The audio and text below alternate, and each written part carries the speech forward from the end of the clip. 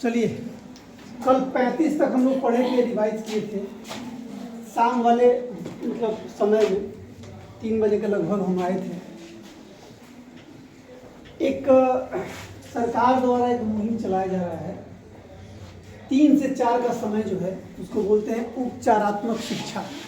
क्या बोलते हैं? उपचारात्मक शिक्षा। ऐसा नहीं कि अब उपचारात्मक आपको लिखना ही नहीं है। देखिए, उपचार है, उपचारात्मक ऐसे हम लिखवाएंगे कभी बोर्ड पे। उपचारात्मक शिक्षा। शाम के टाइम में 3 से 4 का समय रखा गया है कि 3 से 4 में कोई अगर बहुत तेज बच्चा है तो अपना खेलने कूदने में जा सकता है, कोई चाहे तो उसमें रह भी सकता है। और 3 से 4 में ही सबसे ज़्यादा डल कंडीशन रहता है स्कूलों का। जो टीचर जहाँ हैं उनकी बैटरी डाउन है, उल्टे हुए हैं, नहीं पढ़ाने में कतराते हैं लोग। तो एक समय रखा जाए कि उसमें हर टीचर अपने अपने सब्जेक्ट का कुछ बच्चों को चुने जो कमज़ोर हैं और जो उनकी दिक्कत है तो उसको ठीक ठाक किया जाए। फिलहाल वो हिंदी के लिए इसीलिए हम आते हैं 3 बजे के आसपास में। इसको हम लोग धीरे धीरे ठीक कर लें। पढ़े हैं बहुत, अब वो कंप्लीट करना है। बहरहाल हम आपको बताए थे कि जो शब्दों के भेद होते हैं, ये चार्ट लगा हुआ है, ठीक है। उसमें उत्पत्ति के आधार पर हम आपको बताए थे कि 4 भेद होते हैं। ऐसे 5 होता है, सामान्यतः 4 ही होते हैं। एक 5वां भी होता है, शंकर यहाँ लिखे हुए। तो बस रिवाइज करवा रहे हैं। तत्सम शब्द क्या है? तो जो वैसे संस्कृत के शब्द जो हिंदी में प्रयुक्त होते हैं, ठीक है। शब्द कहाँ के हैं? संस्कृत के शब्द हैं, ठीक है, संस्कृत के शब्द। लेकिन प्रयोग कहाँ हो रहे हैं? जो हिंदी में प्रयुक्त है। किसमें है? हिंदी में प्रयुक्त होते हैं, ठीक है। उनको क्या बोलेंगे? तत्सम शब्द। अब आप समझते चलिए, लिखिए मत, रुक जाइए, ठीक है, क्योंकि ये मिटाएंगे जल्दी नहीं हम। उसके बाद अब जैसे तत्सम बोल दिए तो अग्नि बोलते हैं। क्या है? तत्सम शब्द। अग्नि क्या है? तत्सम शब्द। पहले पढ़े थे हम लोग। द्राक्ष, द्राक्ष तत्सम है, अंगूर उसका तद्भव हो गया। नहीं, ऐसे करके बहुत सारे शब्द हैं। खरपर, ठीक है। दुग्ध, जिसको हम दूध कहते हैं, ये दुग्ध क्या है? तत्सम शब्द। तो संस्कृत के वैसे मूल शब्द जो हिंदी में हुबहू प्रयुक्त होते हैं उनको तत्सम कहते हैं। और उन तत्सम शब्दों के बिगड़े हुए रूप को क्या कहते हैं? तद्भव। मतलब तद्भव क्या हो गया? तत्सम के बिगड़े रूप। नहीं, कौन से रूप? बिगड़े रूप। इसको कहते हैं क्या? तद्भव। कोई दिक्कत? जैसे हमने बोला अग्नि तो बिगड़ा रूप आग, हमने बोला दुग्ध तो बिगड़ा रूप दूध, हमने बोला द्राक्ष तो बिगड़ा रूप अंगूर। इस तरह के शब्द है। कोई दिक्कत? अब आते हैं देशज। देशज क्या है भाई? नाम से क्लियर है कि देश, जौ मैंने जन्मा हूँ। पंकज, पंख मैंने कीचड़, जौ जन्मा हूँ। कीचड़ में जन्मा हुआ पंकज है, मतलब कौन? कमल। ऐसे ही देश में जन्मे हुए जो शब्द है ना उनको देशज कहते हैं। पहले भी पढ़ा है। जैसे हम कहते हैं, मेरी किताब आने वाली है, डिबिया नाम है उसका। डिबिया क्या है? देशज। क्योंकि हिंदी में उसके लिए शब्द है ढिबरी। ढिबरी मतलब डिबिया। आप लोग वो दौर देखे नहीं, इसलिए आपको डिबिया का कहीं एहसास नहीं होगा। वो हम लोग जो है ना किसी भी कप सिरप के बोतल में बाती बना करके और उसमें मिट्टी तेल डाल कर जलाते थे। अब वो दौर ही खत्म हो गया, एक समय था। हाँ, तो वो शब्द क्या है? देशज है। हम कहते हैं पगड़ी, देशज। नहीं, हम कहते हैं लोटा।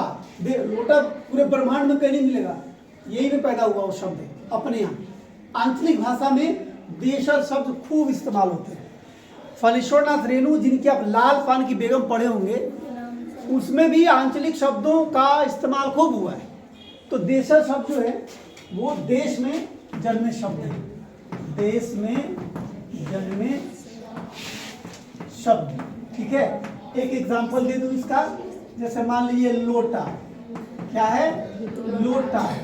डिबिया है, फुनगी है। इस तरह के शब्द हो गए क्या? देशज। ये तत्सम का बिगड़ा तो अग्नि का आग, दूध का दूध, इस तरह के शब्द हैं। विदेशज, जिनकी उत्पत्ति विदेशों में हुई है और वो विदेशी शब्द हैं, चाहे अंग्रेजी के हो, उर्दू के हो, अरबी के हो, फारसी के हो, लेकिन हिंदी में इस्तेमाल होते हैं, उनको कहते हैं क्या? विदेशज शब्द। जैसे खूब हम लोग प्रयोग करते हैं तलाक शब्द। तलाक शब्द हिंदी में नहीं है। हिंदी में तलाक उलाक होता ही नहीं। यहाँ तो हम लोग पढ़ते हैं कि 7 जन्मों का बंधन है, तो तलाक घंटा हो, नहीं समझ रहे बात। तो तलाक शब्द हमारे यहाँ नहीं है। तो तलाक शब्द दूसरे भाषाओं से आए हैं, लेकिन हिंदी में अब इस्तेमाल होते हैं। अदालत शब्द है, हिंदी का नहीं है, इस्तेमाल होता है। हम कहते हैं अस्पताल खूब लिखते हैं, और आप कहीं भी विद्यालय नहीं लिखते, स्कूल लिखते हैं। स्कूल हिंदी में भी प्रयुक्त होता है। तो जो क्या है, विदेशों या हिंदी से इतर अन्य भाषाओं के शब्द, अन्य भाषाओं के शब्द, मतलब हिंदी संस्कृत दोनों छोड़ दीजिए, उनके अलावा जो भी भाषाएं हैं, मैंने बोला ही उर्दू, फारसी, अरबी, यहाँ की शब्द वही बोल रहे हैं ना, हिंदी का नहीं है। तो ये शब्द जब आते हैं हिंदी में प्रयुक्त होते हैं, उनको हम क्या कहेंगे, विदेशक। जैसे मैंने एग्जांपल दे दिया, अदालत है, स्कूल है। सबसे ज्यादा आप लोग स्कूल का ही प्रयोग करते हैं, नहीं आप हॉस्पिटल बोलते हैं, हॉस्पिटल इंग्लिश में भी हॉस्पिटल, हिंदी में भी हॉस्पिटल लिखते हैं आप। उसका हॉस्पिटल शब्द इंग्लिश का है, लेकिन हिंदी में प्रयुक्त होता है। ये सभी विदेशी शब्द है। अब जो मैंने अंत में लिखा है संकर शब्द, देखिए संकर शब्द के लिए मैंने करेक्शन यहाँ रखा है। संकर शब्द, जो शब्द 2 भाषाओं से मिलकर बने हैं उनको हम संकर, ये तालाव्य श वाला शंकर नहीं है, दंत स वाला संकर है। 2 भाषाओं से मिलके जो शब्द बनते हैं वो संकर शब्द कहलाते हैं। 2 भाषाओं से बने शब्द, ये सब मैं आज डाल भी दूंगा, फुर्सत में देख लीजिएगा, ठीक है। जैसे देखिए एग्जांपल दिया है, पानदान, पानदान, पानदान समझ रहे हैं, इसमें पान रखते हैं, जो लोग पान खाते हैं, पान के शौकीन होते हैं। हमारे नाना जी पान के बड़े शौकीन थे। हम चूंकि बचपन में उनके साथ रहते थे, तो देखते थे कि 1 बजे रात को जगे हुए हैं, अब पान खा रहे हैं। पान कहाँ से मंगवाते थे, कौन मीठा पान, बनारस से उनका पान आता था।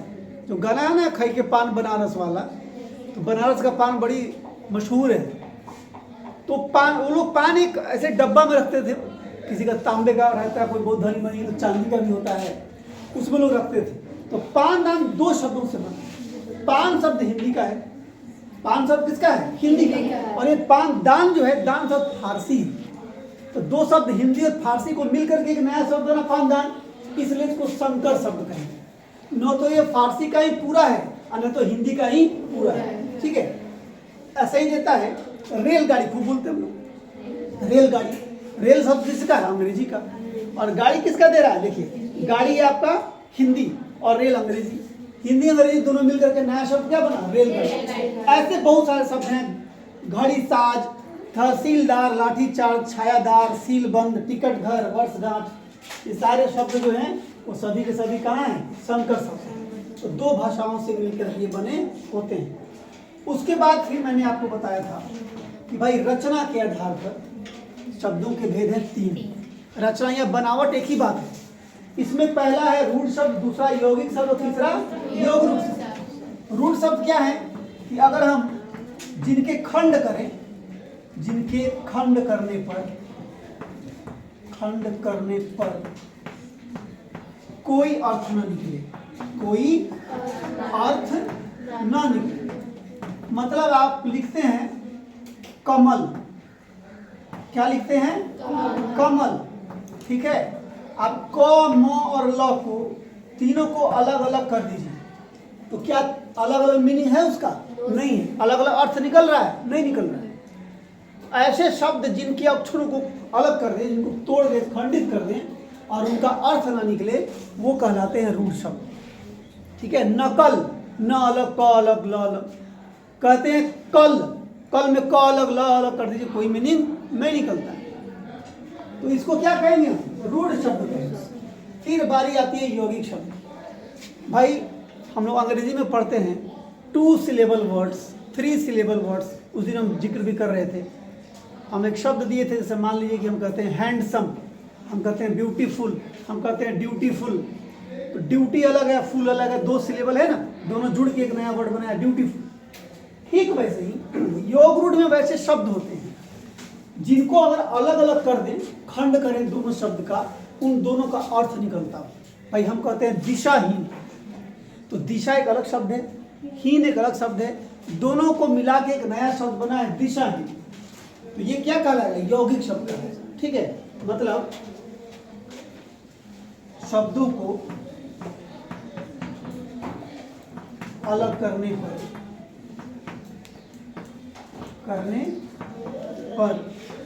उनके अर्थ निकलते हैं, नहीं उनके पृथक मतलब अलग, अर्थ पृथक मत लिखिए, उनके अर्थ निकले सीधा लिखिए, नहीं तो अर्थ का अनर्थ हो जाएगा। जैसे हमने बोला, हम बोला नील कमल एक शब्द है, भाई नील अलग शब्द है, कमल अलग शब्द है, दोनों मिला के बनाया हमने नील कमल।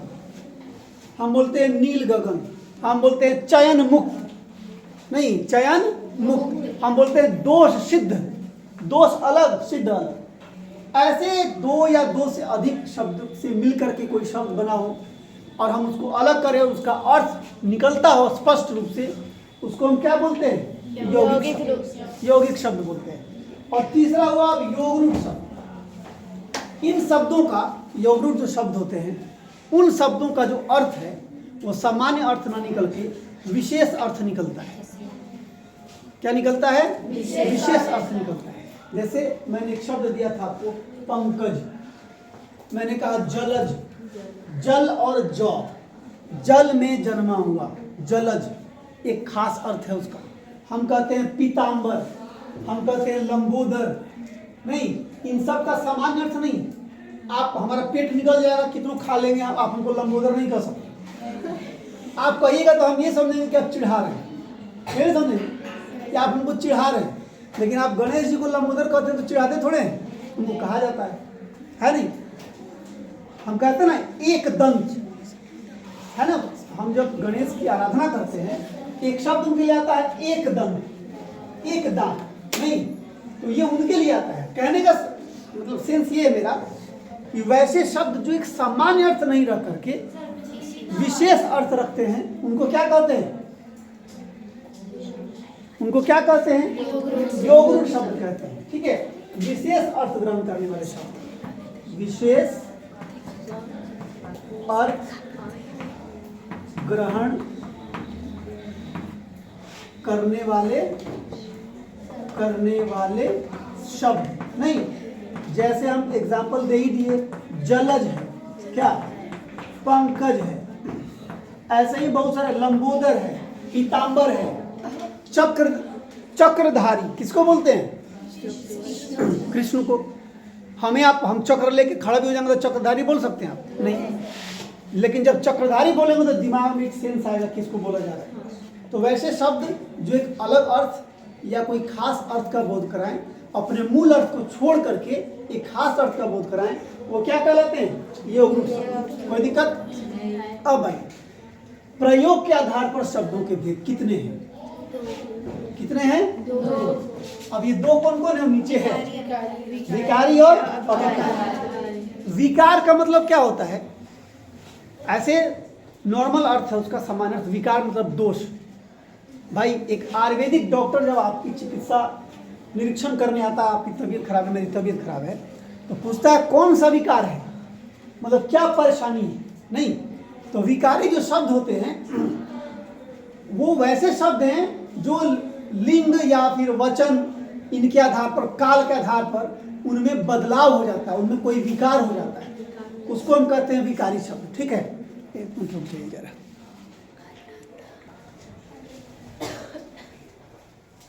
तो विकार का मतलब होता है जो दोष, कुछ दोष हो उसमें, नहीं उसको विकार कहते हैं। तो वैसे शब्द जिन पर लिंग का प्रभाव पड़े उनका रूप बदल जाए, जिन पर काल का प्रभाव पड़े उनका रूप बदल जाए, जिन पर वचन का प्रभाव पड़े उनका रूप बदल जाए, उनको कहते हैं विकारी शब्द। और इस हिसाब से विकारी शब्द 4 होते हैं, 4 प्रकार के हैं। हम उस पर आगे आएंगे, अभी इसका चर्चा नहीं कर रहे हैं। जिसमें आपको संज्ञा आता है, सर्वनाम आता है, क्रिया और विशेषण, ये 4 जो हैं विकारी शब्द, उस पर आगे हम हैं।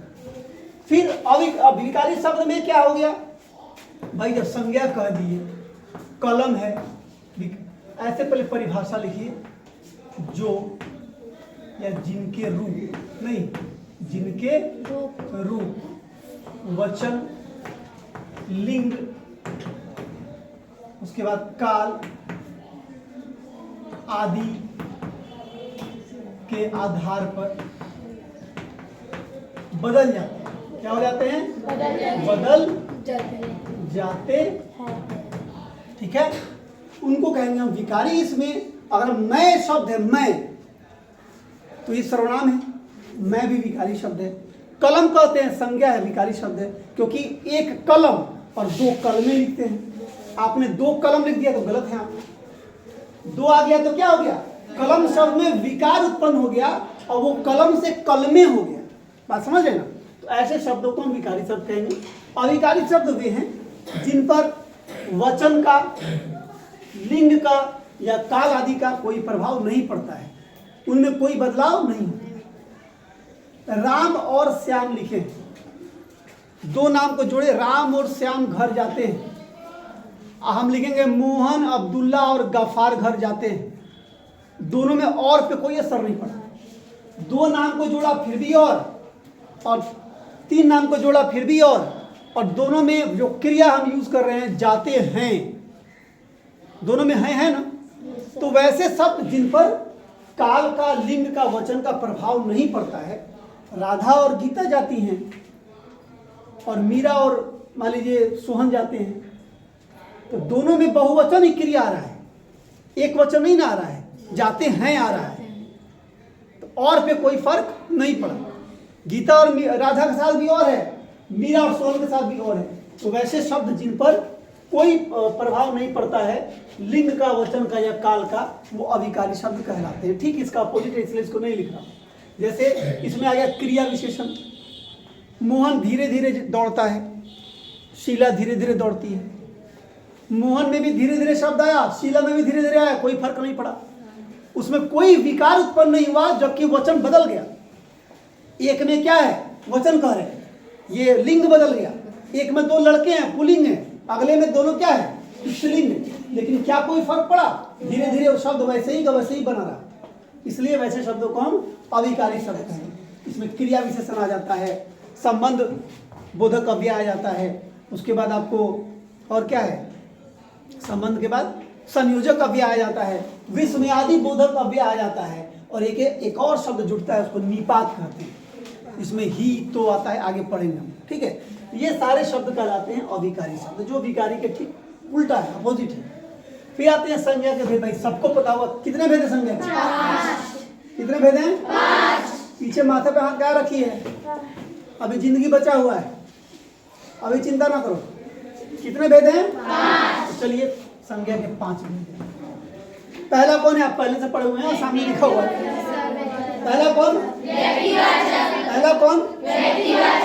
मोहन कौन सी संज्ञा है? मोहन क्या है? क्योंकि ये किसी खास व्यक्ति का बोध कराता है। नहीं, मतलब व्यक्तिवाचक में सीधे कीवर्ड लिखे हम, ये खास नाम है, दुनिया के किसी भी खास चीज का नाम नहीं। पर्वत है तो उसमें खास क्या है? हिमालय। बात समझ रहे हैं? नदी है तो खास क्या है? गंगा। तो गंगा हो गया क्या? व्यक्तिवाचक। लेकिन जब पूरी जाति का बोध कराए, पूरी जाति का बोध कराए, तो वो क्या हो जाएगा? जाति का। मतलब अगर हम गंगा लिखे हैं तो व्यक्तिवाचक है, और नदी लिख दिए तो जातिवाचक। ठीक है, हम मोहन लिखे हैं तो व्यक्तिवाचक है, और लड़का लिख दिए तो जातिवाचक। कोई दिक्कत हो तो बताइए। कोई दिक्कत नहीं है। उसके बाद है, अब है क्या? समूहवाचक। नाम से क्लियर है कि जिनसे किसी व्यक्ति, वस्तु, स्थान के समूह का बोध होता है। किसका बोध होता है? समूह का बोध होता है। उनको कहेंगे क्या? हम समूहवाचक। जो समूह का बोध कराए, समूह का बोध कराए। भाई वो एक शब्द बोलिएगा और आपको लग जाएगा कि एक चीज से, एक आदमी से, एक व्यक्ति से, एक जानवर से ये बन ही नहीं सकता है। आप कहते हैं झुंड है। झुंड समझ रहे हैं? yes, आप बताइए, अगर गायों की झुंड है, मान लीजिए चिड़ियों की झुंड, कुछ भी, तो क्या एक गाय से उसका झुंड बन सकता है? नहीं बन सकता। हम कहते हैं उर्दू में एक शब्द है हुजूम। क्या है? हुजूम। तो क्या एक आदमी से हुजूम बनेगा? जत्था एक शब्द है उर्दू का ही, जत्था। तो क्या एक आदमी से जत्था बन सकता है? जत्था मतलब वही लोगों का कलेक्शन, समझ रहे? लोगों का जत्था वहां रवाना हो रहा है। लिखते हैं सैनिकों का जत्था फलाने जगह फिलिस्तीन में चाहे इजराइल में चाहे कहीं भी रवाना हो रहा है, तो जत्था एक से नहीं बनता है, नहीं। तो वैसे शब्द जो नाम भले ही अकेले शब्द दिखेंगे आपको, लेकिन वो पूरा जो है समूह का बोध रहेगा, एक से वो चीज नहीं बन सकता है। जैसे झुंड हो गया, नहीं, झुंड के अलावा आप गुच्छा कहते हैं। तो आप ही बताइए, अंगूर का गुच्छा है, अंगूर का गुच्छा है, चाबियों का गुच्छा है, तो क्या एक चाबी से उसका गुच्छा हो सकता है? क्या एक अंगूर से उसका गुच्छा हो सकता है? नहीं हो सकता। इसके लिए हमको हर आय में 2, 4, 10, 20, 50 चाहिए, तब जाके गुच्छा बनेगा। उसके बाद आइए द्रव्यवाचक संज्ञा। जाहिर सी बात है, जो माप तौल के इस्तेमाल हो, जो माप तौल के इस्तेमाल हो, उसको क्या कहेंगे? द्रव्यवाचक। जैसे आप तेल को मापते तौलते हैं, जैसे आप चीनी को तौलते हैं, जैसे आप घी को तौलते हैं, चावल को तौलते हैं, गेहूं को तौलते हैं। आप जाइएगा गेहूं के मतलब किसी दुकान पे, आप कहिएगा हमको 220 को गिन के चावल दीजिए, तो डंडा खोजेगा कहाँ है, कहेगा हम देते हैं, थोड़ा देर रुक जाओ, आते हैं घर में। कोई ना शुक्र करेगा कि कोई पागल आ गया है, नहीं। आप कहिएगा, जाइएगा तेल के दुकान पर, सरसों तेल के दुकान पर, कहिएगा कि हमको 7 को गिन के सरसों तेल दीजिए, तो समझ आएगा कि आया हुआ कोई से खोएगा, डंडा मार के भगवान से, क्योंकि उसका कोई मतलब नहीं हुआ। और मतलब है भी तो वो दिया नहीं जा सकता। वैसे व्यवहार में वो होता नहीं कि आप 225 को गिन के चावल लीजिएगा तो देगा नहीं, मैंने देखा।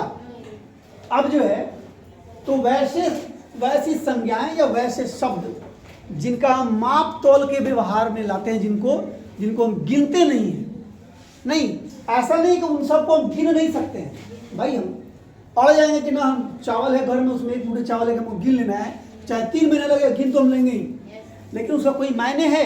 कोई मतलब नहीं है, इस्तेमाल में वो कभी प्रयुक्त तो नहीं होगा। तो वैसे शब्द जिनको हम माप तौल के ही व्यवहार में लाते हैं, उनको कहते हैं द्रव्यवाचक। जिसमें क्या क्या आ गया? जिसमें तेल आ गया, जिसमें घी आ गया, चावल आ गया, चीनी आ गया, जो ये सब क्या हो गया? द्रव्यवाचक संज्ञा। अब भाववाचक संज्ञा है, जिसे हम महसूस करते हैं, जिसे हम महसूस करते हैं, खुशी, हाँ बिल्कुल, महसूस करते हो, ठीक है।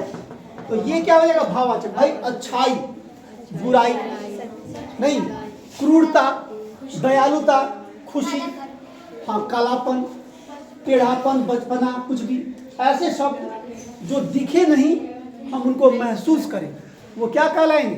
भाववाचक संज्ञा कहलाएंगे। जिसमें कालापन भी आ गया, अच्छाई भी आ गया, बुराई भी आ गया, ईमानदारी भी आ गई, नहीं, ये सारे शब्द जो हैं क्या हैं? भाववाचक संज्ञा। तो मतलब 52 ऐसे प्रश्न हैं जिनको पिछले 3 दिन में हम लोग रिवाइज किए हैं, और मैंने आपको कहा था कि 100 पूरा हो जाएगा तो एक टेस्ट आप कर लेंगे, ठीक है। और आप दशहरा में कल के बाद छुट्टी हो जाएगी, आप घर जाइए, इन सब को याद कर लेंगे, क्योंकि अब 100 पूरा हम एक जो इसमें बैठी रहेंगे, किसी की खैर नहीं अगर याद नहीं करिएगा, याद करना ही पड़ेगा। आप स्कूल मत आइएगा, आपका नाम कटेगा, आप अपने घर जाइए, कोई दिक्कत नहीं। इस क्लास में अगर बैठे तो हम एक लड़की से सुनेंगे, और जो हमको दिख रही है कि वो नहीं सुनाती है, कमजोर है, उसे तो हम पहले ही शुरू करेंगे सुनना, क्योंकि क्लास 10 बच्चों से नहीं होता है। क्लास उस अंतिम पंक्ति पर बैठी जो लड़की है उससे क्लास बनेगा। ये नहीं कि आगे 5 बच्चे बैठ गए, तेज है, उनसे सुना दिए, कहानी खत्म, हम हीरो बन गए, सबको याद करवा दिए, नहीं। आप जो लास्ट में बैठी हैं, जो अपना मुंह छुपाती है कि सर हमसे नहीं सुने तो अच्छा रहेगा, उनको तो हम खड़ा कराएंगे करें, और आप मेरे से बच नहीं सकती, तभी हम टीचर हैं। आप लास्ट बेंच पर बैठ के आप ये नहीं सोच सकते कि मेरा ध्यान आप पे नहीं है, एक बच्चे पे मेरी नज़र है, आप क्या कर रही हैं, क्या एक्टिविटी है आपका क्लास में। आपके माँ बाप आपको पढ़ने भेजते हैं, इस उम्मीद से भेजते हैं कि आप कुछ कर के आइए। आज भी आपको बहुत सारी ऐसी लड़कियां हैं, इतना एप्लीकेशन पेज पे लिखवाए, प्रैक्टिस के लिए दिए, उसके बाद भी आप में से बहुत को एप्लीकेशन सही से लिखना नहीं आता है। आज भी लड़की आती है यहाँ पे CLC लेने, इंटर की लड़की आती है, पूछती है सर कैसे लिखेंगे, होता कि जाओ चिपका हुआ है दीवार पे, उससे देख के उतार लो, खाली अपना नाम रोल नंबर बदल लो। काहे को पढ़ाई किए थे? और नंबर कितना आया सर? 420 को नंबर आया था, 430 को आया था। अरे यहाँ 4 डालना हो नंबर का। नंबर तो बंटा रहा है ऐसे फोकट का, बांट लो, जितना लूटना है लूट लो। लेकिन अब आवेदन पत्र तो लिखना नहीं आ रहा। कल हो गया आपके घर पे कहीं बगल में आग लग गई है और आपको आवेदन देना है कि भाई उसमें इतना इतना सामान बर्बाद हो गया है। आप एक आवेदन थाना प्रभारी को जिसको देना चाहते हैं, आपके पापा मम्मी जो है बोलेंगे हमारी बेटी पढ़ी लिखी है, हमारी बेटी स्कूल जाती है, वहीं लिख देगी। तोरा बेटी को तो कुछ आता नहीं, बंडोल है। और आपको जो है खड़ा कर दिया है, ले बेटा लिख के वो दे दे। इधर बेटी का भी तो वही हाल है, हाथ कांपेगा, बाप रे कहाँ फंस गया। अगर हाथ कांप रहा और नहीं लिख पा रहे हैं तो क्या दुर्भाग्य है आपका और क्या दुर्भाग्य है मेरा। पढ़ने का क्या मतलब था कि यही टाई कौन लिखा है और अमीना जो है क्यों उदास थी, इतना ही नहीं ना। पढ़ाई का मतलब है कि जब जरूरत पड़ेगा आप उस हुनर को, उस इल्म को, उस तजुर्बे को आप लोगों के सामने दिखाएंगे, नहीं उसका आप इस्तेमाल करेंगे। और आपको जो है थाना प्रभारी को आप आवेदन नहीं लिख सके, आपको जिलाधिकारी महोदय को आवेदन लिखना है कि हमारे विद्यालय में फलाना फलाना परेशानी है, शिक्षा पदाधिकारी महोदय को दिया था वो सुन नहीं रहे हैं, तो आपको लिखना नहीं है। अनसंटली का बुझ जाएगा कि तोड़ा लगा बच्चा को, भले शिक्षा पदाधिकारी कुछ नहीं कर रहा है, देख ही क्या होगा। मेरे कहने का मतलब है कि हिंदी अगर कमज़ोर है या कोई भाषा कमज़ोर है तो आपको हर जगह परेशानी होगी।